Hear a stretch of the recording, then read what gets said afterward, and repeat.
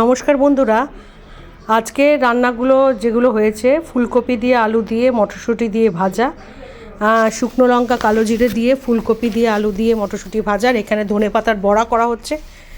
ধনেপাতার বড়া কারা কারা ভালোবাসেন, এই যে ধনেপাতার বড়া, বেগুন ভাজা,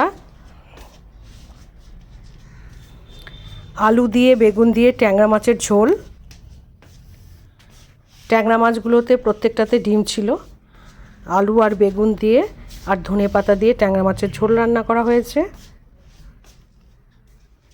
কাদের কাদের ট্যাংরা মাছ প্রিয় অবশ্যই কমেন্ট করে জানাবেন। আর রান্না হয়েছে ডাল,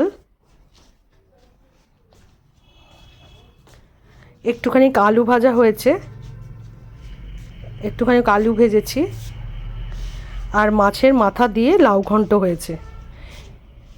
মাছের মাথা দিয়ে লাউ ঘন্ট। এই ছিল আজকের সব রান্নাগুলো। রান্নাগুলো কেমন লাগলো অবশ্যই কমেন্ট করে জানাবেন। ভালো লাগলে একটু লাইক কমেন্ট শেয়ার করে দেবেন। ঠিক আছে, আজকে এই পর্যন্ত। আগামীকাল আবার অন্য রেসিপি নিয়ে হাজির হয়ে যাব। টাটা, নমস্কার।